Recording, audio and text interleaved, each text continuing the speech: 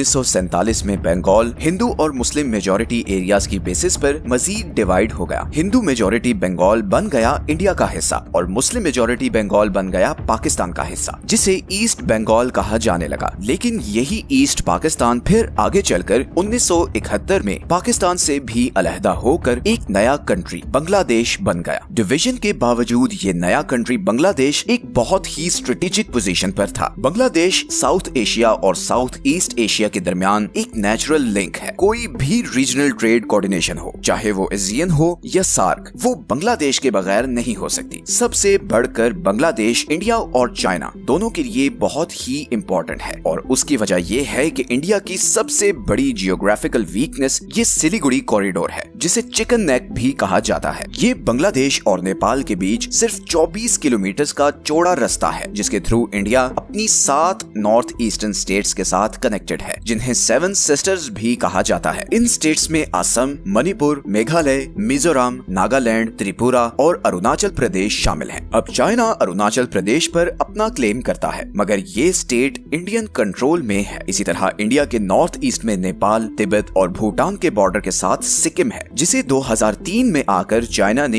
Indian state के तौर पर रिकॉग्नाइज किया और बदले में इंडिया ने भी तिब्बत को चाइना की टेरिटरी के तौर पर एक्सेप्ट कर लिया। इस सारे नॉर्थ ईस्टर्न रीजन में करीबन 5 करोड़ लोग रहते हैं और अगर चाइना किसी भी वॉर की सूरत में इस सिलीगुड़ी कॉरिडोर तक पहुंचकर इसे चोक कर दे तो इंडिया अपने सारे नॉर्थ ईस्टर्न एरिया से कट ऑफ हो जाएगा और जाहिर है सप्लाई लाइन कट होने की वजह से चाइना के लिए इधर कब्जा करना भी आसान हो जाएगा। इसीलिए इंडिया और चाइना दोनों के लिए बांग्लादेश बहुत खास है, क्योंकि ये 7 स्टेट्स सबसे लंबा बॉर्डर बांग्लादेश के साथ शेयर करती हैं। यहाँ पर एक और बहुत इंटरेस्टिंग चीज ये है कि बहुत से लोग ये समझते हैं कि इंडिया का सबसे लंबा बॉर्डर चाइना के साथ है, जबकि इंडिया का सबसे लंबा बॉर्डर बांग्लादेश के साथ है और इसीलिए इंडिया बांग्लादेश के साथ फ्रेंडली रिलेशंस चाहता है, ताकि न सिर्फ ये कि सिलीगुड़ी कॉरिडोर को हर सूरत सेफ रख सके, बल्कि उसकी साउथ ईस्ट एशिया और अपनी नॉर्दर्न स्टेट्स के साथ भी स्मूथ कनेक्टिविटी हो। अब दूसरी तरफ चाइना अपनी मैरीटाइम सिल्क रोड स्ट्रेटजी में बांग्लादेश को एक बहुत इंपॉर्टेंट कंपोनेंट मानता है, क्योंकि अभी चाइना का सारा ट्रेड उसकी ईस्टर्न कोस्ट लाइन से स्ट्रेट ऑफ मलाक्का से गुजरकर बाकी दुनिया को जाता है। अब चाइना की कोशिश ये है कि वो बांग्लादेश के जरिए डायरेक्टली बे ऑफ बंगाल में जाए और उसे स्ट्रेट ऑफ मलाक्का से गुजरना ना पड़े, क्योंकि ये वाला सारा रूट अमेरिकन एलाई कंट्रीज से घिरा हुआ है। बे ऑफ बंगाल में डायरेक्ट आने से चाइना को इंडियन ओशन में इजी और क्विक एक्सेस मिल जाएगी। इसीलिए चाइना ने पहले 1974 में बांग्लादेशी प्रोडक्ट्स को चाइना में ड्यूटी फ्री एक्सेस दी और फिर चाइना ने ये टीस्टा रिवर को डेवलप करने के लिए बांग्लादेश को